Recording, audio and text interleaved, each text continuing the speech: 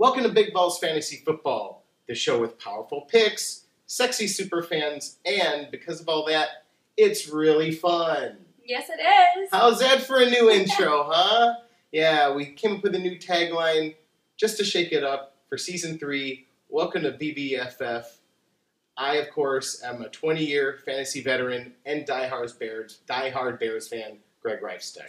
And I'm the co-host, Jenilee Borek, also a Bears fan and a 10-year fantasy veteran. So we've been playing for a while. And together we are the beauty and the beast of fantasy football experts. That hasn't changed. That has not changed. I think we both had pretty good fantasy seasons last year. We did. I won a few leagues. I won 2 leagues out of 4, so I'm 50%. I'll take that. How about you? Yeah, I came in second in 2 leagues. So you know, no one likes to be second place, but you know, it wasn't a bad season by far, and Greg was in those 2 leagues, so I at least got to beat him, so then it's okay. That is okay. That is okay. I finished in the basement in one of them. But I finished. It happens. It happens.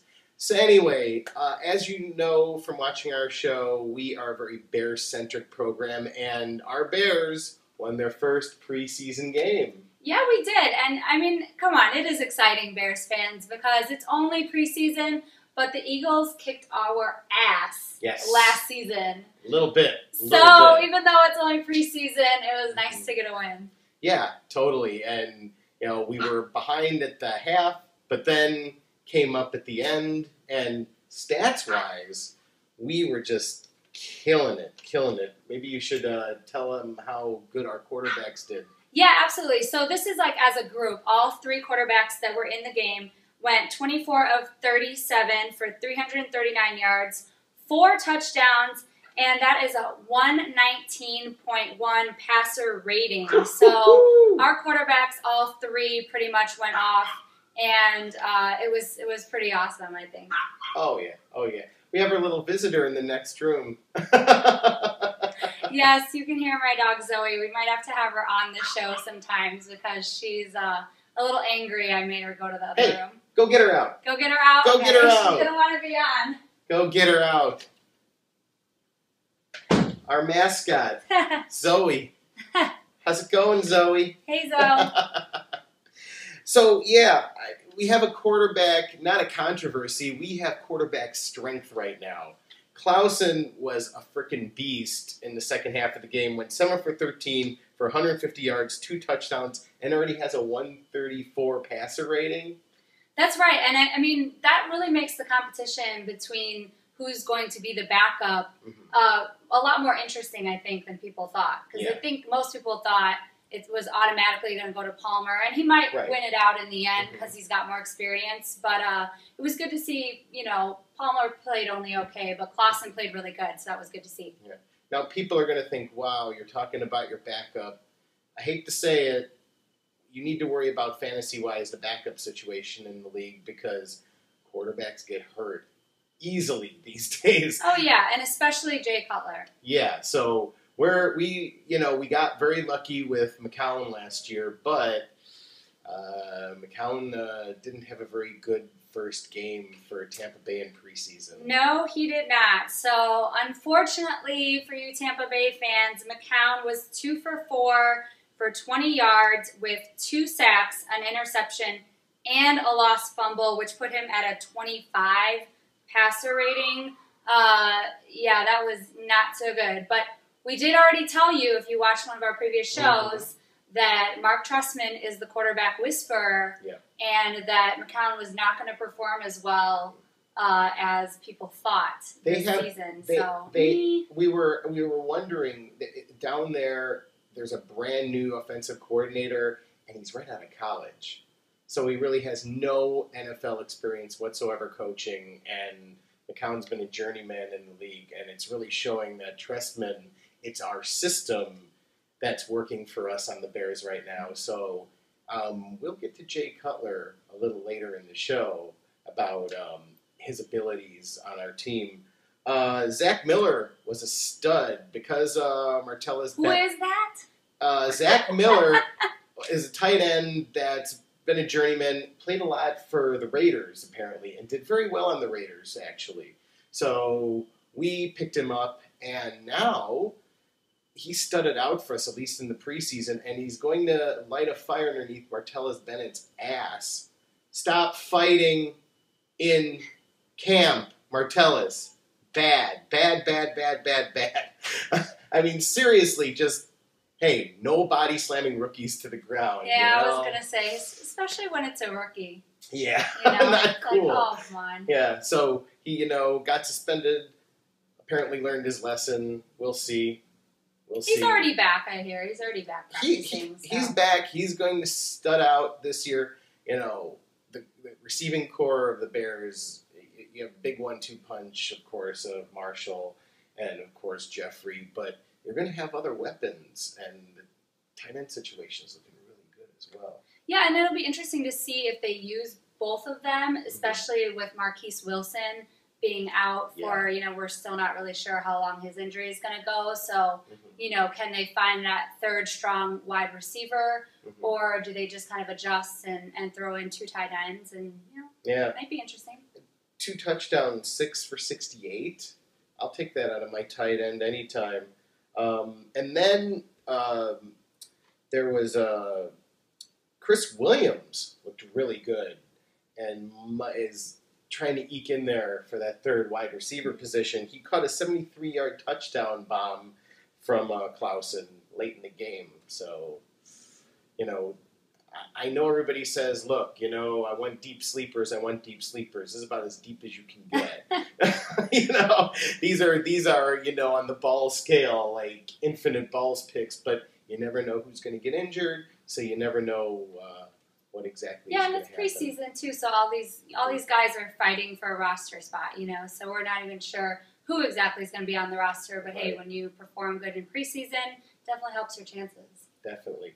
Speaking of sleepers, coming up on this week's show, we are going to have some mid-range sleepers for you. Not crazy stuff like this, but mid-range sleepers for you, both quarterback-wise and running back-wise. Yeah, well, let's go ahead and get into the quarterbacks so that they know who to draft. Yeah, basically, these are going to be players that, a lot of people are going to laugh at you because they said you went off early, but it just might work out in this case. So stay tuned.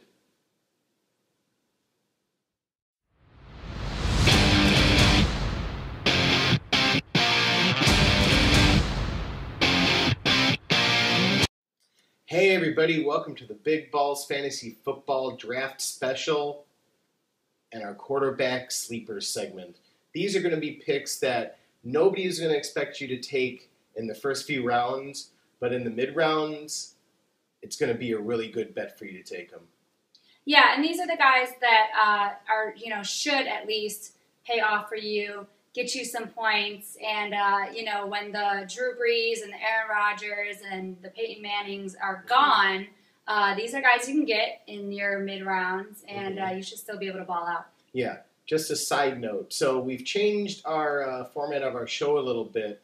We're not going to have Prost and Cash on our video cast. They are going to be anchoring our podcast that's at blogtalkradio.com/GRR, or just type in Big Balls Fantasy Football on iTunes, and all of our shows will come up. But people were saying on our Facebook page, we really want some, really deep, sleeper picks. We want to give some reasonable sleeper picks on here. He will have gambles for you coming up in 2 weeks on the podcast, like insane, risky, crazy stuff. So we're giving you stuff that we think you should just take a lot earlier than expected. And, of course, our stud. Who's the first one we got to talk about?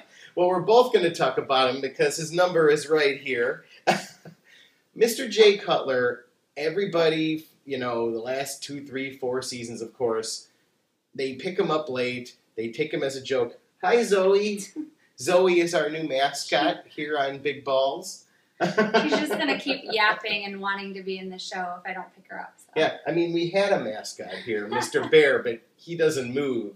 She moves, so that's all good. Hey, Zoe. We're going to try to get her a jersey. Oh, yeah, we definitely have to get her a Bears jersey. Got to start him young. Cutler. I mean, what more can we say about Cutler last season? He got injured, but when he did play under Trestman's system, the quarterback whisperer, he was a total stud.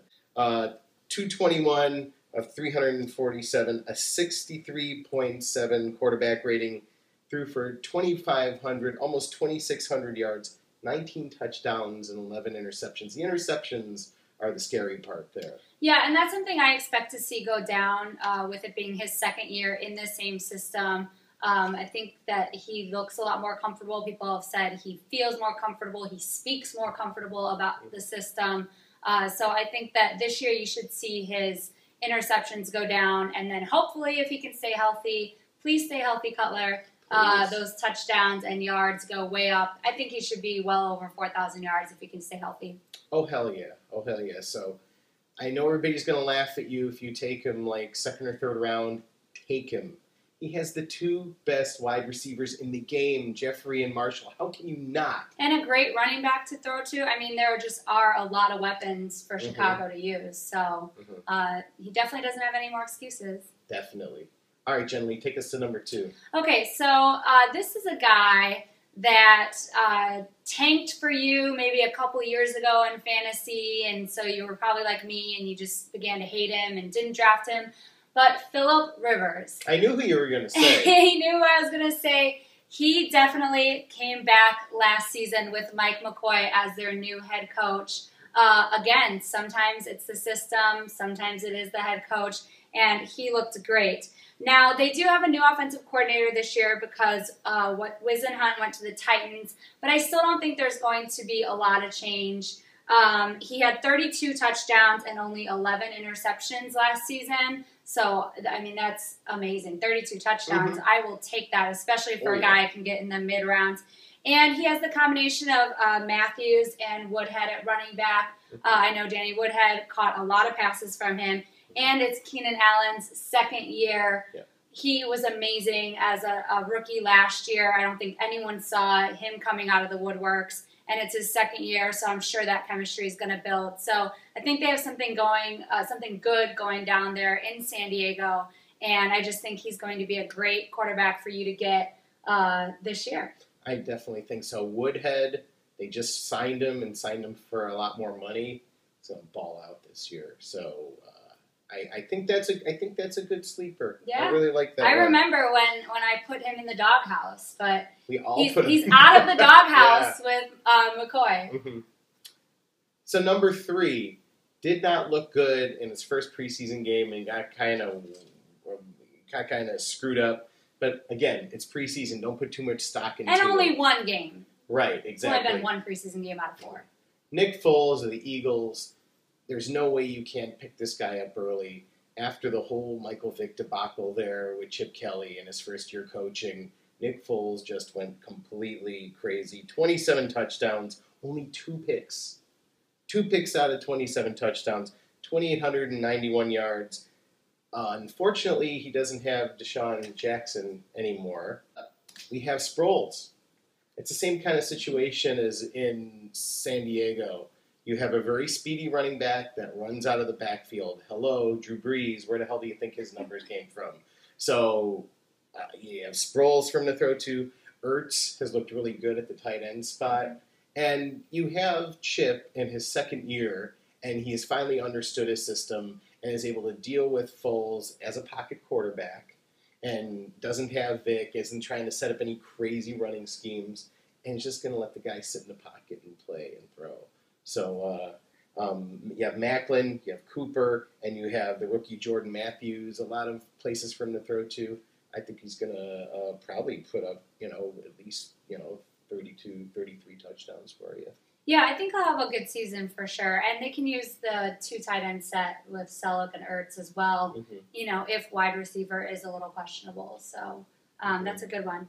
So moving on, another comeback kid that I think is someone, again, a lot of people aren't really going to take or pay too much attention to, but is Matt Ryan.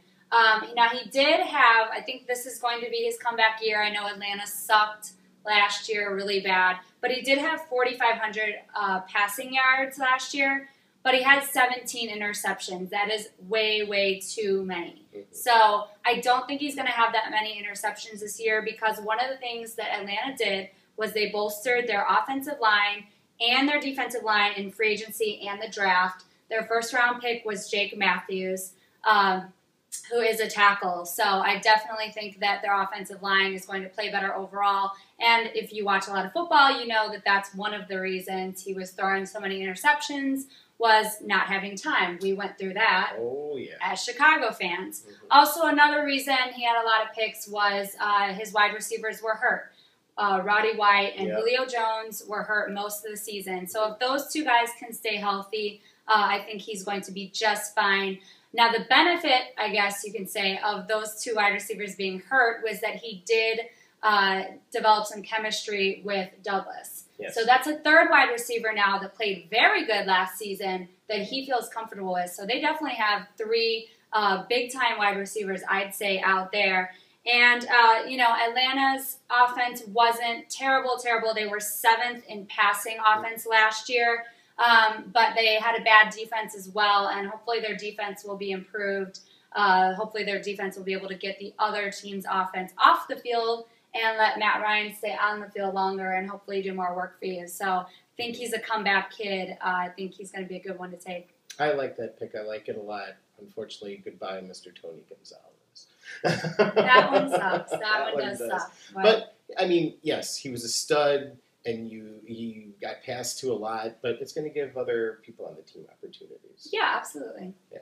So our next quarterback sleeper is RG3, the very injury-prone, controversial quarterback that, of course, got brought back way too early last season, and Coach Shanahan on the Redskins had to put up with that whole debacle, and then Shanahan basically got fired for, putting him, on the bench for the season to save the franchise. Well, he didn't get rewarded. He got canned by Dan Snyder.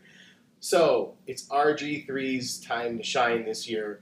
He looks well. He has the brace off his leg. He isn't wearing it anymore. He has new weapons. He has Jackson from the Eagles now, who moved over there.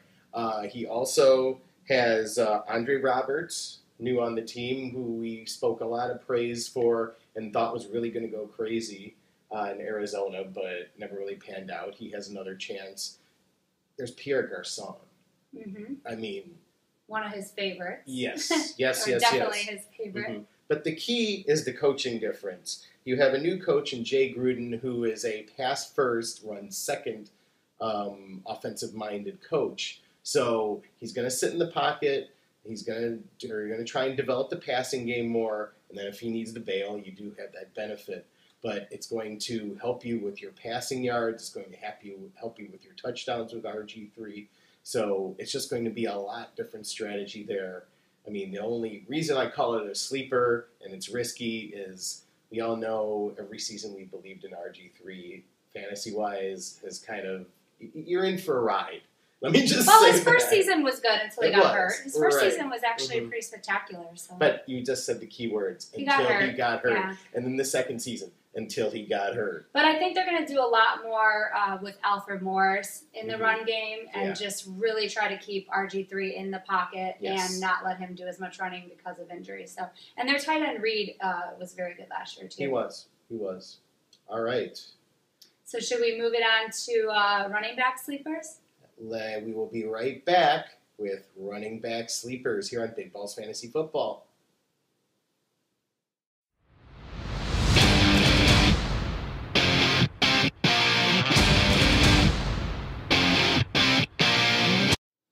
Hey, welcome back to Big Balls Fantasy Football, and we are moving on to running backs. Now, this one is a segment that you need to pay attention to because the running backs are just a little bit more difficult to pick someone who's going to go off because there's so many shared backfields out there, and that's not what you want. So I think there's only about 5 or 6 maybe nowadays, 7 teams that you're guaranteed that basically, one back is going to take, maybe 80% of the snaps. Everyone else is juggling between 2 and 3 running backs, which makes it really tough in fantasy. So we're just going to go ahead and get you started. Yeah, running backs by committee, big nightmare. So we're going to first, I didn't say this in the other segment, but I'm going to say it in this one. We're picking the sleeper ones. Everybody's going to take all of the top running backs. You're going to take the Lynches. You're going to take all of the Fortes, all of the big studs. Peterson. The Jamal Charles. Everybody's going to take them in the first round. It's going to boop, boop, boop right across the board. These are the ones that you should take in the second or third round, we're telling you. Some people are going to wait. Some people are going to waffle and start picking up quarterbacks. Bad move this season. Bad move. There's enough quarterbacks to go around. Once you get past your, your top like 5, everyone else is. A lot of people are in that midsection. There's enough of that to go around. So, and some of these you might even want to grab in the first round if you're in a large league. If you're in a 14, 16, even 12-person league, these will be first rounders too. Because when you get that, if you're not part of that wraparound, you're going to end up with somebody funky. LACY is one of the new stars of the NFL, and the reason I call him a sleeper also is he's a second-year player. Even though you have a rookie that does good their first year, you never know what's going to happen injury-wise. You don't know if they will work too much. But LACY is a really good bet because he has Aaron Rodgers as his quarterback, who doesn't get injured very often either.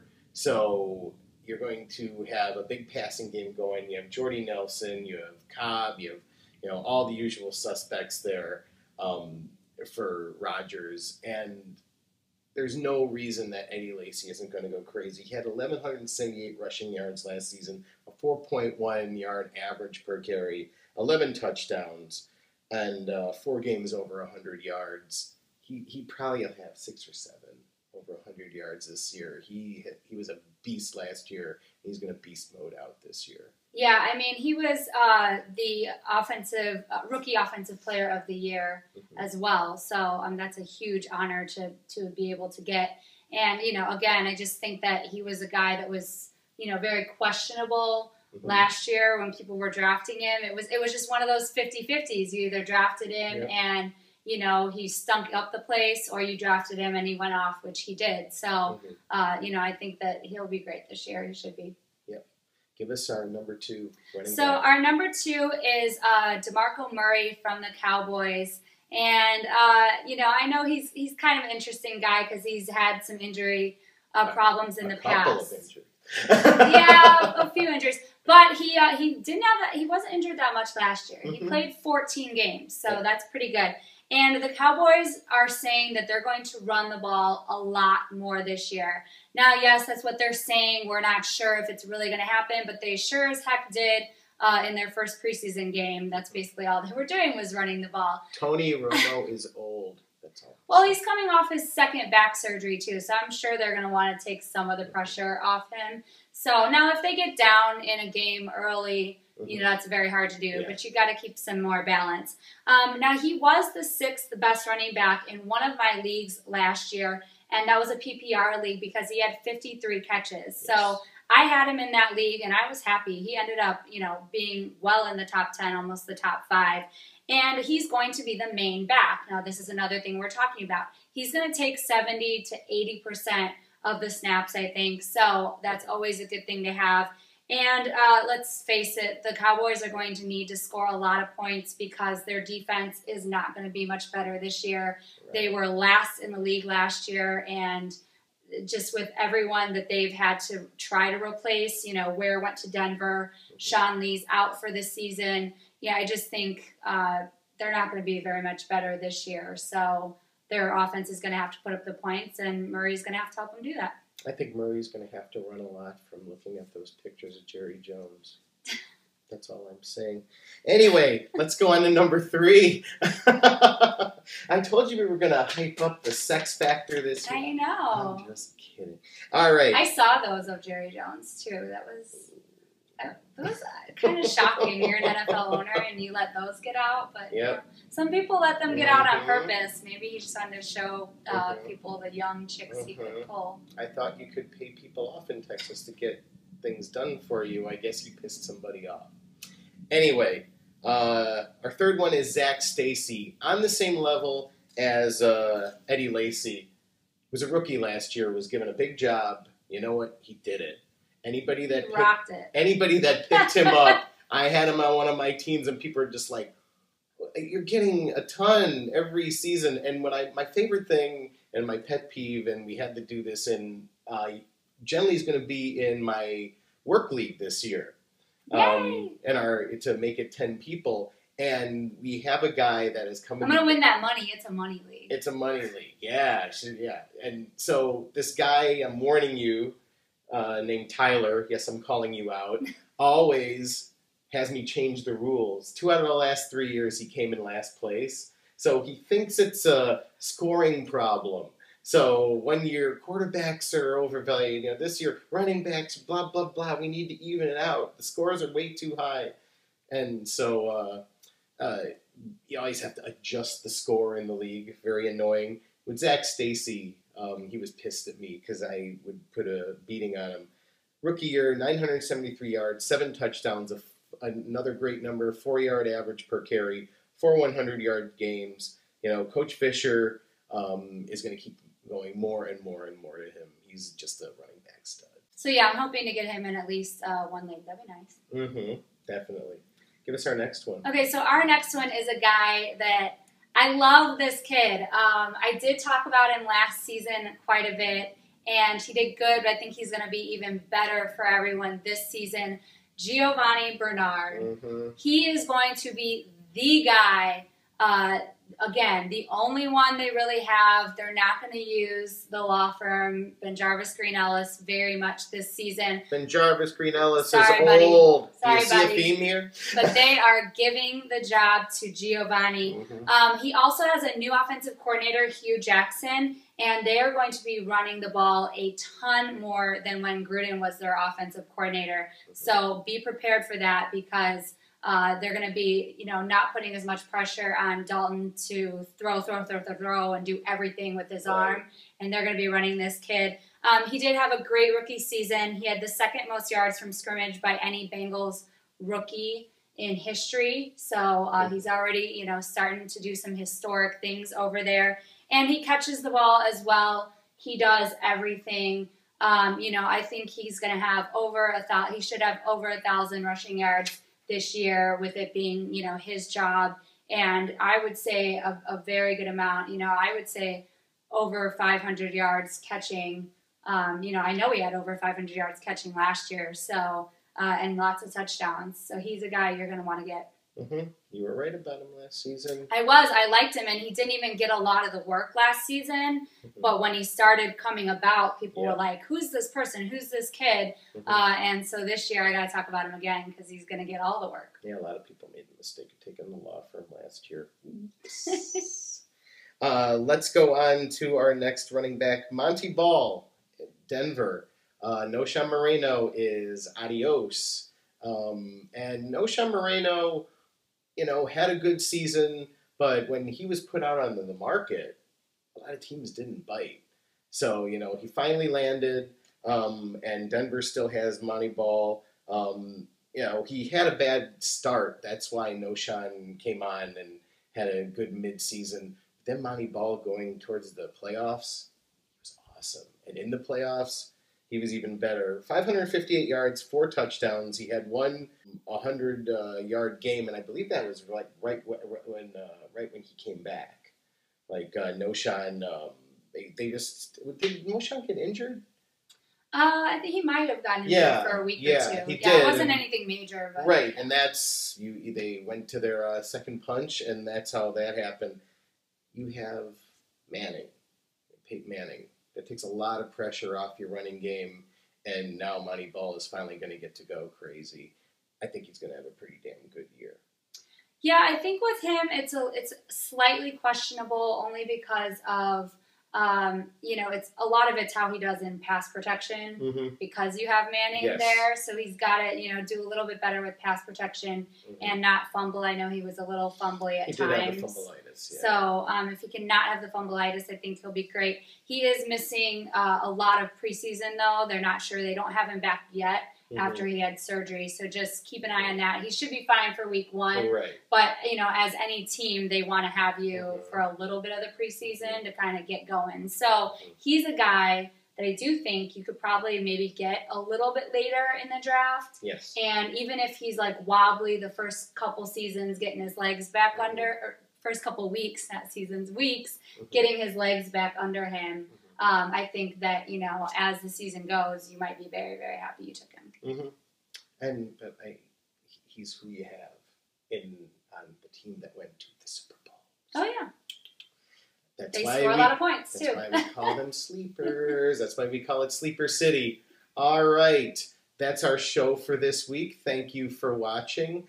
Again, don't forget to go to our hub, www.bigballsfantasyfootball.com. That'll take you to all of our social media and to our Facebook page and our Twitter. Yeah, Facebook is facebook.com/bigballsfantasyfootball, and our Twitter is @bigballsfball. So check us out. We're constantly doing updates, and we have a new photo shoot we're going to do this year, so we're going to share a lot of pictures.